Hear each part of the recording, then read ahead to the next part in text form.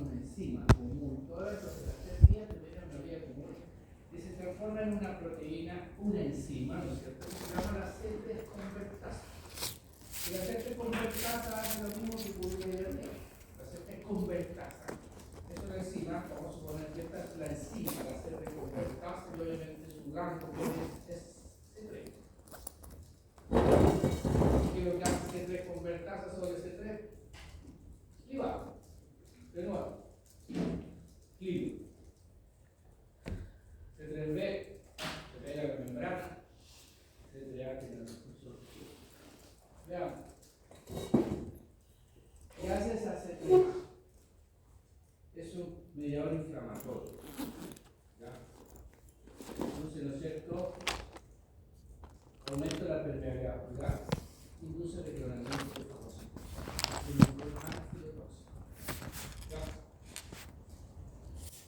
¿Qué pasa con la parte B? La parte B sirve como oxonina. Además de continuar con esta, ¿no es cierto? Sirve como oxonina. Ya saben ustedes lo que es oxonina. Y la negociar entonces de oxonizar patógenos, porque dijimos que la parte B, ¿qué es lo que hacía? Se pegaba sobre el patógeno. Que es importante para continuar con la curación del problema. Pero ya está cumpliendo un rol. El A cumple un rol de traer células, aumentar la permeabilidad, y el B sigue volando. Así como los anticuerpos funcionan como oxonina, bueno, se siente por lo tanto, hay células que tienen receptores para el CRP. ¿Qué células tendría que ser las que tienen receptores para CRP? ¿Linfocitos T? No. Piensen un poco. ¿Qué célula tendría que tener? ¿Para qué era la función de ozonizar? ¿Qué significa ozonizar? Estaban a la célula y la célula llegaban por macro, ¿no es cierto? Por lo tanto, esa es una obsoleta que también es importante para células que transportan las células. También está marcando. Permite visualizar, ¿no es cierto?, lo que es otra cosa. Para poder, ¿no es cierto?, acercarse y poder interaccionar con ellos y poder participar de forma mucho más fácil, más eficiente. ¿Ya? Entonces tenemos C3A, antibiótico, C3B, oxonina, y después lo que sigue, ¿no es cierto?, es el resto de la activación de la subunidad, ya empieza de 5 en adelante, se forma entonces el complejo de ataque a la membrana.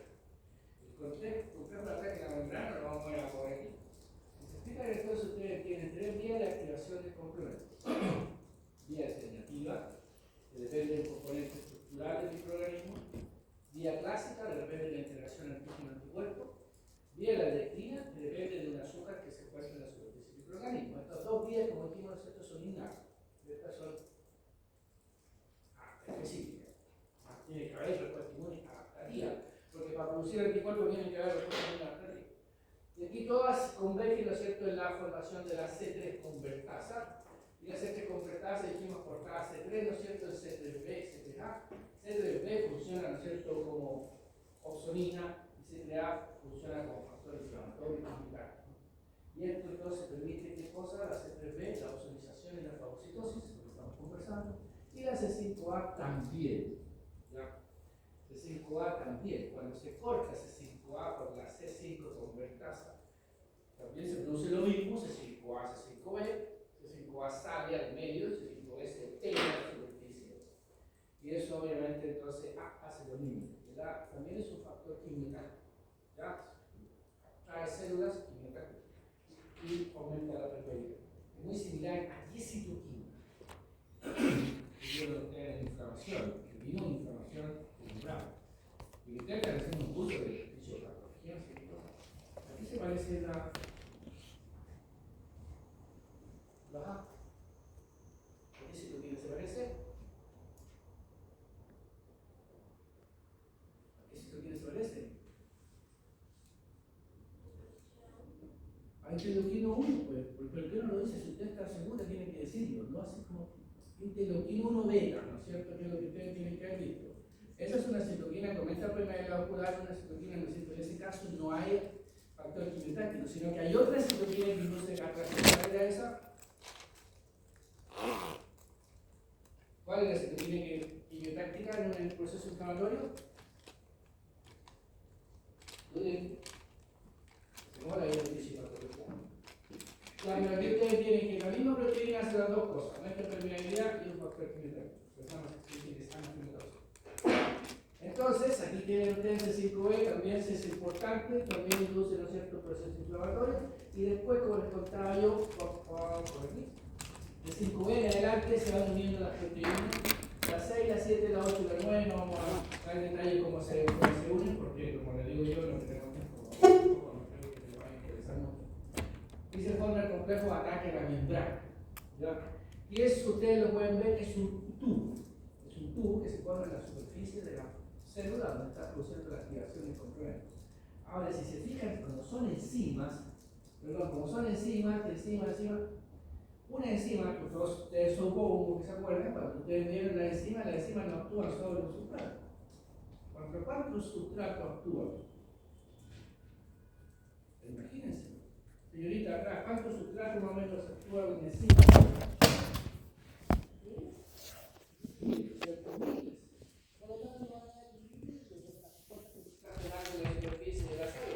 Por lo tanto, al final usted va a tener miles de hoyos en la superficie de la célula. Por lo tanto, ¿qué creen ustedes que le va a pasar a la pobre célula? Señorita, ¿qué le va a pasar a la pobre célula si yo la lleno de hoyos? Va a morir, ¿no es cierto? ¿Y por qué cree usted que va a morir? ¿Porque se asustó? Señorita, ¿por qué cree que usted se va a morir?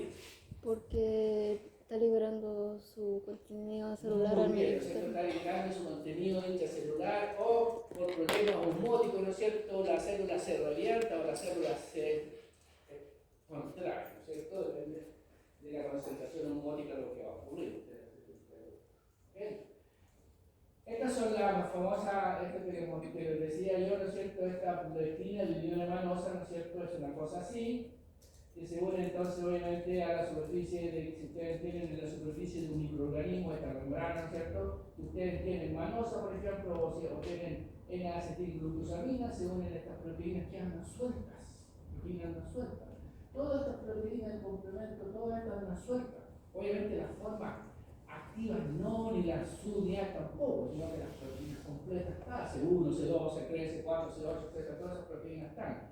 Y vimos que la vía de la leptina no es la unión de antígeno-anticuerpo, sino que es la unión de una proteína que anda libre, que se llama, ¿no es cierto?, leptina ligadora manosa, o proteína ligadora manosa, o la ficolina, que son muy parecidas a C1, que se unen al componente. Y ahí, pum, se unen y se empieza toda esta cascada. ¿Estamos? Como ejemplo, acá tenemos, ¿no es cierto?, la C1. C1, ¿qué dijimos? ¿Qué es lo que es prescindible? Tener anticuerpos. El otro día dijimos, ¿qué anticuerpo es el mejor fijador del complemento? O activador de la cascada del complemento. Yo se lo recalqué. Tenía 3 cruces, no sé si alguno de ustedes tiene memoria fotográfica. 3 cruces. ¿Qué inmunoglobulina era? ¿Qué inmunoglobulina era un pentámero? ¿Se recuerdan alguno de ustedes? La M. La IgM, correcto. Ahí donde ustedes ven el suelo, ahí. Este es un antígeno, ¿no es cierto? Es una bacteria, podría ser donde sea, puede ser una célula propia de ustedes también, que tiene una IgM. La IgM es un pentámero. El pentámero tiene 5 FCs. Ya saben que es un FC, ¿verdad? Estuve el partido, ¿no es cierto? Tengo 5 FCs. Y seguro con la interacción con todo FC es necesario conducir la activación del complemento. Así que yo encuentre una IgM pegada sobre la superficie de algo, se va a unir seguro. Y se une inmediatamente, se convierte en una enzima. Y esa enzima inmediatamente empieza el resto de la cascada. Entonces puede ser sobre la superficie de un patógeno o puede ser sobre la superficie de mi célula. Obviamente está hablando de procesos autoinmunes. Y ahí ustedes tienen una inmunidad, ¿no es cierto?, adaptativa, donde tienen IgM, porque la formaron, y acá tienen el C1 que se va uniendo, ¿no es cierto?, al FC de la inmunoglobulina, y eso va a producir el inicio de la activación del complemento por la vía clásica. Esto por la activación del complemento por la vía de las leptinas. Acá tenemos lo mismo que conversamos. Acá tenemos una IgM que está pegada sobre la superficie de un patógeno. Acá tenemos, ¿no es cierto?, las regiones variables. Las regiones variables están dirigidas sobre su determinante antigénico, o su epítope, o su, ¿no es cierto?, lo que hemos conversado en las clases anteriores. El determinante antigénico, las regiones variables actúan sobre su determinante antigénico y se pega. ¡Pum! ¿Y eso va a servir de qué? De base para que se una, ¿no es cierto?, C1. Ahí tenemos C1. Al unirse C1 hace un cambio conformacional y expresa un sitio activo. Y ahí empieza, ¿no es cierto?, toda la cascada enzimática hacia abajo para llegar a formar sobre la superficie de este patógeno o sobre la superficie de esta célula el complejo cafeína. Acá tenemos el caso de la IgG.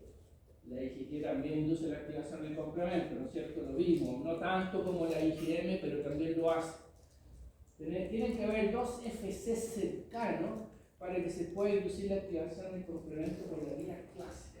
¿Ya? ¿Por qué? Porque tienen que haber dos interacciones de C1 a nivel de FC para que esto pueda funcionar y activar C1 para que se convierta en una enzima. Es decir, si yo tengo una IgG por acá, puedo unir, obviamente, una pata del complemento C1 aquí, pero eso no me lo va a activar. Tengo que tener dos FC cercanos para colgar el C1 y de esa forma entonces active el C1. ¿Quedó claro, no? ¿Queda claro? ¿Queda claro? Pero pregunten, si no tienen ni idea, pregunten, si no queda claro. Para eso estamos. Ya. Entonces ustedes ya tenemos claro, ¿verdad? Activación del complemento, esto es, ¿no es cierto?, por la vía clásica, IgG, IgM. Ahora, una pregunta que yo les podría hacer en el certamen, que les podría hacer. La IgM anda en condiciones normales circulando, ¿no es cierto?, por todo el organismo, en el IgM. ¿Por qué la IgM en condición natural no se activa? Fíjense en la figura, si alguien es capaz de entender. Recuerden, ustedes tienen IgM, no es que no tengan. Ustedes tienen cierta cantidad de inmunoglobulina circulante sin tener que estar enfermos, sin que tengan ingresado por un patógeno. Inmunoglobulina, inmunidad natural se llama. O algunos de ustedes pueden tener un patógeno, qué sé yo, pero todos tenemos anticuerpos. ¿Por qué la IgM no activa el complemento entonces? ¿Por qué no andan todo el día nosotros activando el complemento? ¿Cuál es la explicación? ¿Alguien lo vio? ¿Alguien lo vio? Ahí, también se lo ocurrió.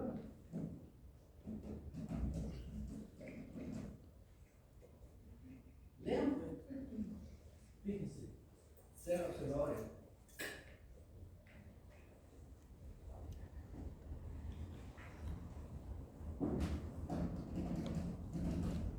¿Alguien qué me puede decir? ¿Alguien? ¿Nadie? ¿Alguien usted?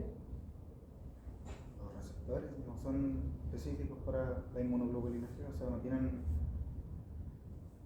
algo que lo active de forma específica. No, de nadie. Fíjese ahí.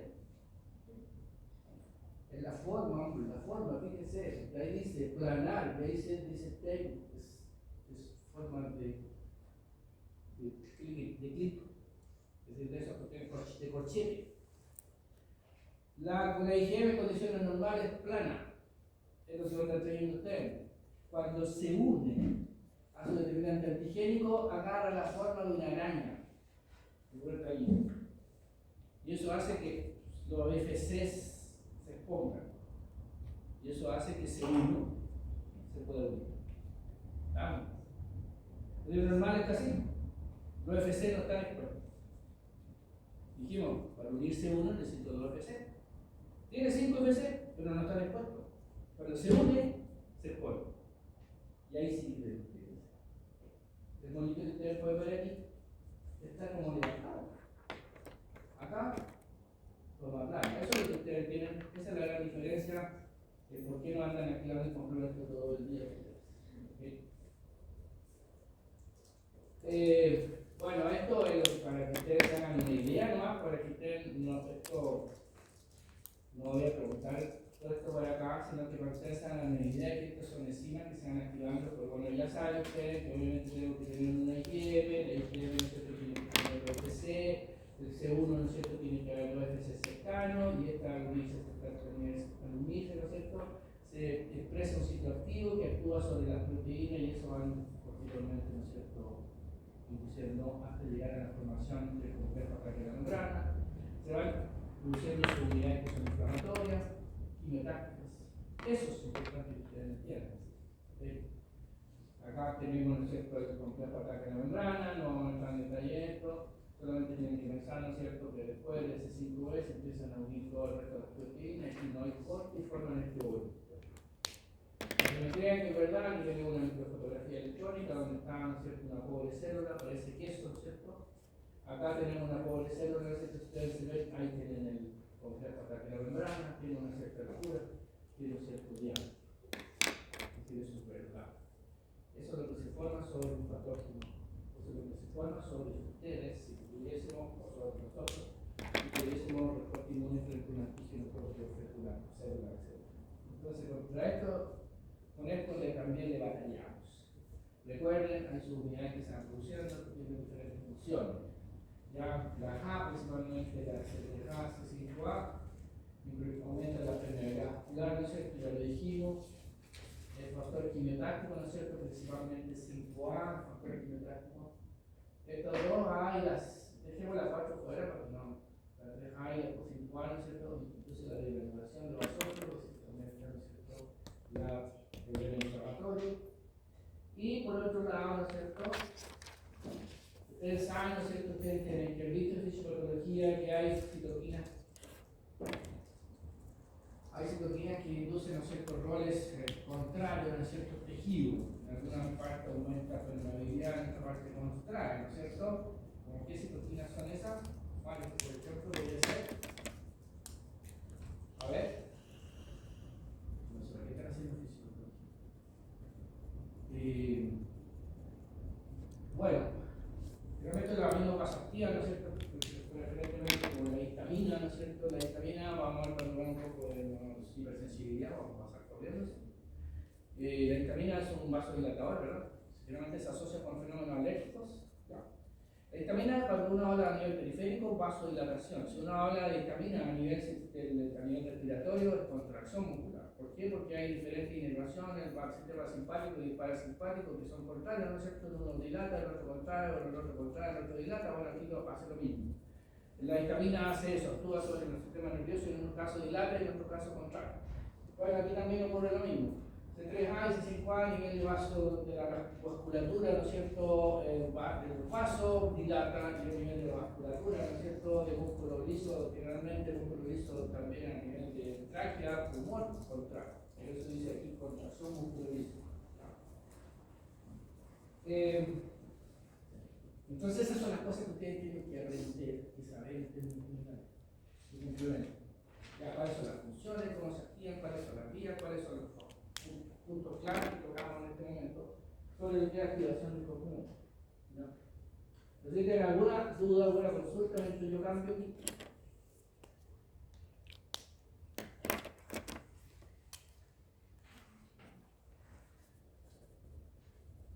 ¿Duda? ¿Consulta?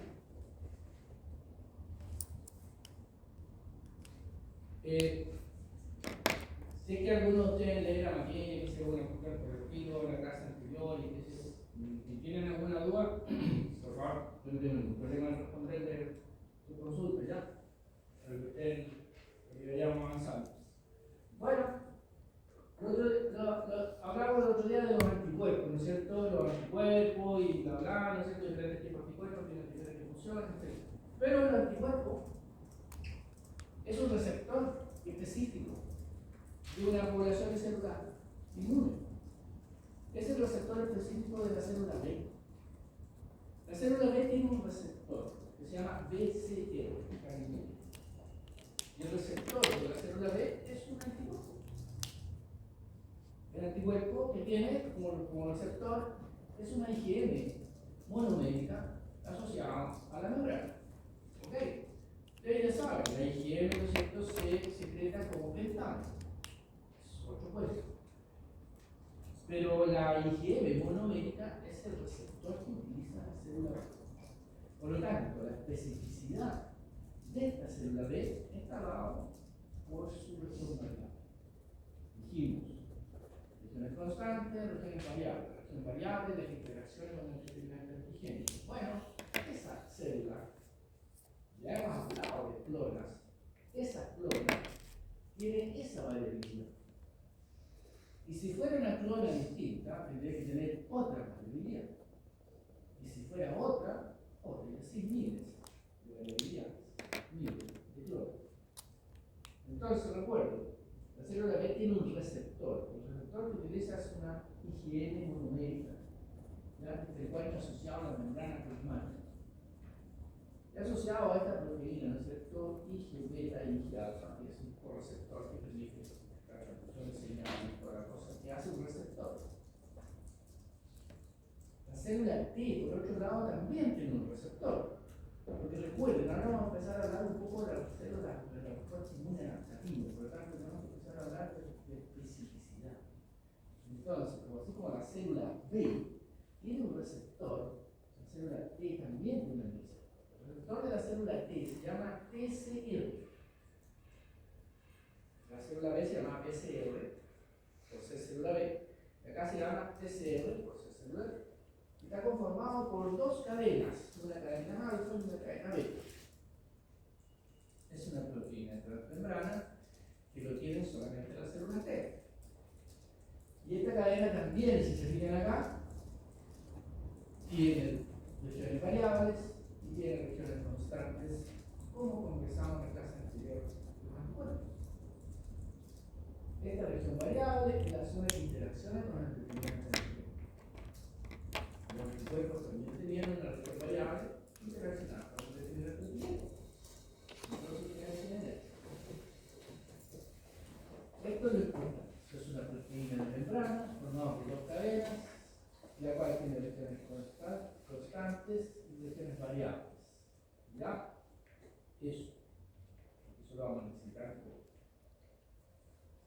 Otro tipo de moléculas que también son importantes que conozcamos, que conozcan, son las moléculas de complejo mayor histocompatible.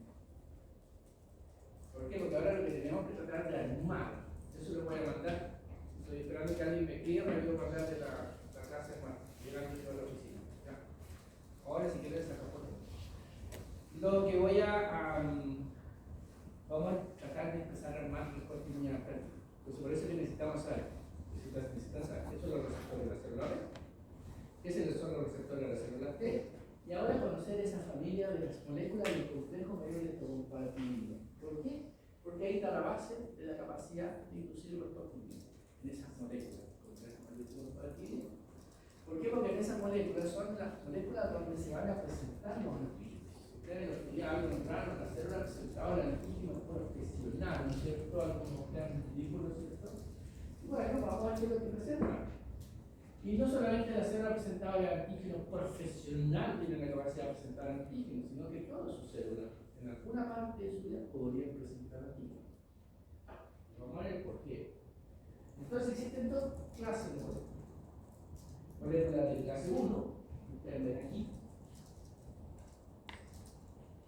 formado por una proteína no se membrana, formado por una cadena alfa, ustedes pueden ver aquí, ¿no es cierto? Esta es la cadena grande, ¿no es cierto? Alfa. Y al lado se le cuelga otra proteína que se llama la beta 2 nucleotídeo. Esta proteína solamente es una proteína de sustento. Para poder mantener, imagínense, son proteínas de membrana que tienen que mantener una estructura tridimensional perfecta, porque si cambia, ¿no es cierto? Inmediatamente cambia todo, cambia la afinidad, cambia la especificidad, etc. Entonces, para poder mantener la estabilidad de la proteína de la membrana, evolutivamente se le pegó al lado a la beta 2 nucleotídeo que codificaba en otro cromosoma que tiene que ver con la estabilización. ¿Y ahí ustedes entienden? Esta región nuevamente, esta región es variable. ¿Y esto que por acá? Es constante. Este es el sitio de unión al tercio. El sitio de unión al determinante antigénico. Así como hemos conversado, los anticuerpos tienen regiones variables que son el sitio de unión al determinante antigénico. Esto está en la superficie de la célula B, en este caso el receptor. El TCR también tiene un sitio de unión antigénico variable. Y la molécula de compatibilidad Entonces, aquí,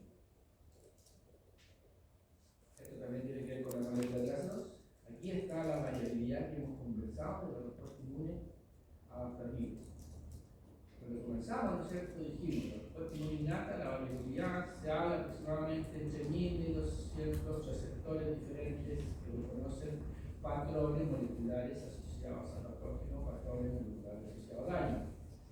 Y la respuesta inmune adaptativa, dijimos, eran miles de millones de probabilidades de diferentes de combinaciones para conocer diferentes elementos genéticos. Bueno, aquí ustedes pueden ver, ¿no es cierto?, y esto está dado, ¿dónde está dado? Bueno, el anticuerpo por un lado, y el PCR por otro lado, y la molécula de histocompatibilidad por otro lado. Entonces, la molécula de histocompatibilidad de clase 1 está compuesta por la cadena alfa más la beta-globulina. La molécula de complejo de histocompatibilidad de clase 2 está formada por dos cadenas, acuérdense, son proteínas de membrana, una cadena alfa y una cadena beta, y esta es la región variable, y esta es la región constante. En esta región variable es el sitio donde se une el péptido, o se une el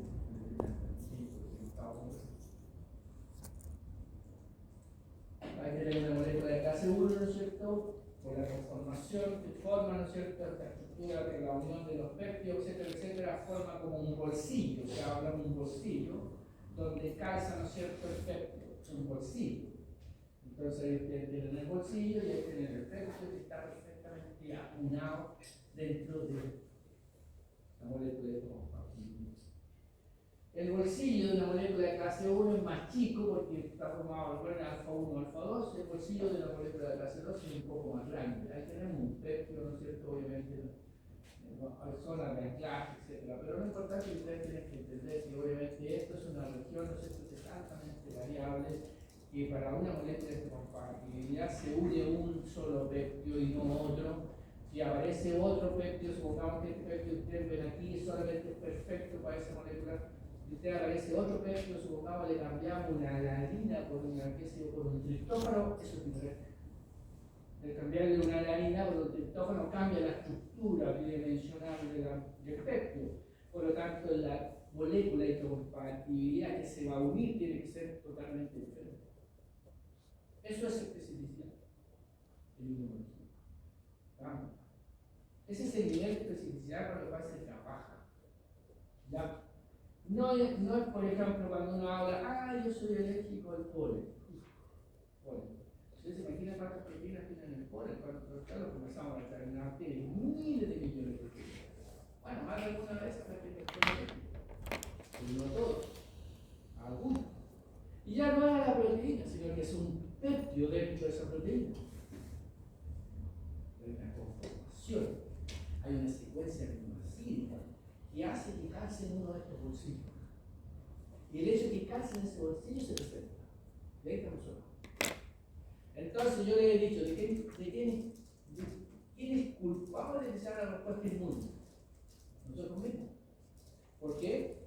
Porque estas moléculas de complejo de compatibilidad son las que permiten presentar o no presentar antígenos. Y esos son los que ustedes les culpan a nosotros de las moléculas que tengamos o no tengamos. Por eso algunos van a presentar ciertas cosas y otros no. Por eso algunos van a tener fenómenos alérgicos y otros no. Por eso algunos van a tener un fenómeno autoinmune y otros no. Por eso algunos se van a morir por cuando hay una pandemia y otros no. Porque vamos a ser capaces de responder bien o mal, qué sé yo. Y eso va a depender de esta molécula de compatibilidad. Y eso lo traemos nosotros en la genética. ¿Ya? Entonces, ahí tenemos entonces los péptidos aquí tienen una molécula de clase 1, ahí está, ¿no es cierto?, el péptido, y el péptido es reconocido por quién? Por las células T. La presentación de antígenos se hace a las células T. Las células T son las que tienen que tener entonces un TCR que sea específico para reconocer el péptido que le está presentando la molécula de compatibilidad. Pero, ojo, la genética, ¿no es cierto?, depende de mí. Depende de mí si yo le presento o no le presento. Las clonas, yo más que obvio que las puedo tener, pero la presentación es diferente. Si puedo presentar o no puedo presentar, es diferente. Entonces, ¿qué tiene una molécula de clase 1? Presentando un péptido, y ahí tenemos TCR, ya dijimos que lo que era TCR, reconociendo por su región variable, ¿no es cierto?, el péptido que está siendo presentado. Y ahí se empieza a producir el show de la activación de células T. Acá tenemos una molécula de clase 1, también por otro lado mirado de otro punto de vista, ahí tenemos TCM reconociendo el péptido que tenemos. Estos péptidos, ¿cómo llegan? ¿Cómo llegan? Por favor. Con la diferencia entre la clase 1 y la clase 2, ¿solamente cae en la cadena beta en vez de alfa? Correcto, son tan formados de forma diferente, ¿no es cierto? Como ustedes pueden haber dado cuenta, ¿no es cierto? Este está formado por una cadena alfa grande, ¿no es cierto? Que forma la región variable y la beta con el proteína. Esa es la molécula de clase 1. La molécula de clase 2 está formada por dos proteínas, por dos péptidos, cadenas polipeptídicas, que per se, ¿no es cierto?, forman la región variable. ¿Ya? Esa es la gran diferencia. Obviamente que yo no tengo, creo que no tengo nada de aquí, pero lo voy a tener que montar. La molécula de clase 1 se encuentran en todas las células nucleares. Por lo tanto, todas sus células tienen la probabilidad de presentar antígeno una vez en su vida. Todas. ¿Dónde está la molécula de clase 2? En la célula presentaba el antígeno profesional. Ustedes ya saben cuáles son las células presentadas el antígeno profesional. Entonces, fíjense, son dos poblaciones. Obviamente las células presentaban el antígeno profesional también tienen el núcleo, por lo tanto ellas pueden tener molécula de clase 1 y molécula de clase 2. Pero las células presentaban el antígeno profesional, ¿qué características tienen? ¿Qué características tienen? A ver, bueno, si no se acuerdan, ¿qué células estaban dentro de la célula presentaba el antígeno profesional? Señorita. Muy bien. ¿Qué características tienen esas en común? Célula dendrítica, célula macrófaga. ¿Qué características tienen en común? ¿Hay alguien que le ayude? ¿Usted, Juan? ¿Qué características tienen en común estas dos células?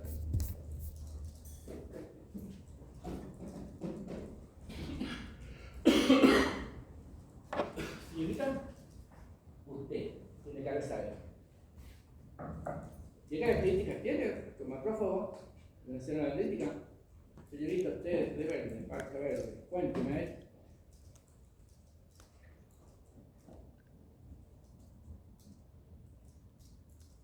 No. ¿Alguien que diga? ¿Alguien sabe? ¿No? ¿Qué características tienen en común? ¿Qué fagocita?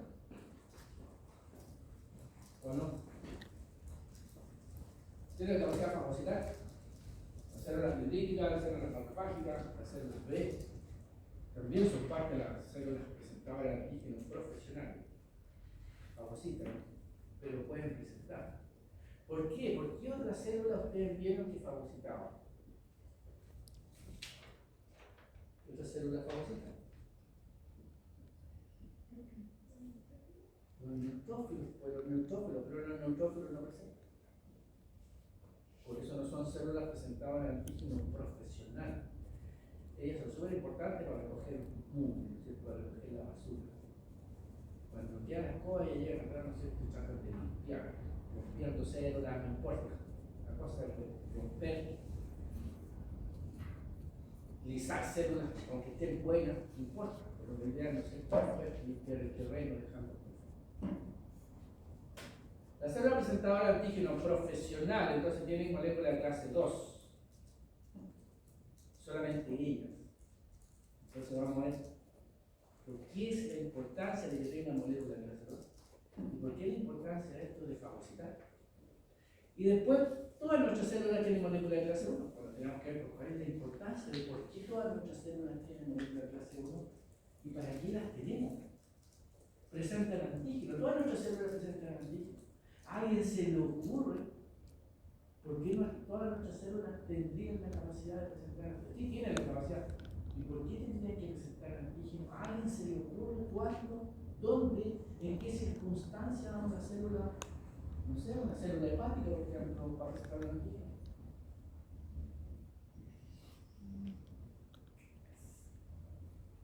Agregar un 0,0001 punto me parece tanto. ¿A alguien se le ocurre? ¿Por qué nuestras células tienen?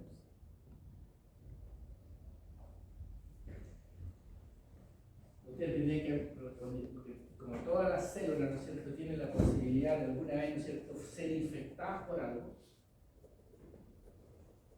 no fagocitadas, sino infectadas. Y si son infectadas, cualquier célula tiene la posibilidad de decir, hey, estoy siendo infectado. ¿Y cómo anuncia que está siendo infectado? Sacando información de lo que tiene y lo presenta en el complejo mayor de compatibilidad. Un virus. Un virus, ¿no es cierto? Es un antígeno. Y el antígeno nosotros tenemos la forma de decir, esto es un antígeno. Y sacamos información hacia afuera diciendo, yo tengo un antígeno. Entonces ahora yo que lo que espero, bueno, van a ver después que lo que espero. Entonces ahí van a ver que depende del origen del antígeno, ese se va a unir a molécula de clase 1 o si se va a unir a molécula de clase 2. Entonces, como ustedes pueden ver acá, ¿no? No dejaré por sorpresa, voy a dejar esto para que ustedes lo vean. Pero como ustedes pueden ver acá, sigan esta línea de aquí. Aquí se está produciendo un antígeno al interior de la célula. Hay un ejemplo viral, ¿no es cierto? Un virus, ¿qué es lo que quiere el virus? El virus quiere sobrevivir, por lo tanto, para sobrevivir, ¿no es cierto?, tiene que producir sus proteínas, tiene que producir su cápsid, todas sus cosas que lo van a ver en las últimas clases cuando vean el virus. Tiene que reproducirse, por lo tanto, ahí aparecen proteínas virales. Esas proteínas virales ya son antígenos. Y ya tenemos la posibilidad, cuando estamos siendo infectados, de tener un proceso de selección de cosas extrañas. Ustedes vieron en biología celular o en biología lo que son los proteosomas, y con eso nos vamos. ¿Alguien tiene idea de lo que es un proteosoma? Eso tienen que haberlo visto en biología celular. ¿Se hacen biología celular? ¿Vieron lo que es un proteosoma? Bueno, esa tarea para la casa. El viernes me traen lo que es un proteosoma. Y ahí vamos a empezar a seguir con el tema. ¿Les parece? ¿Alguna duda, jóvenes? ¿Alguna duda?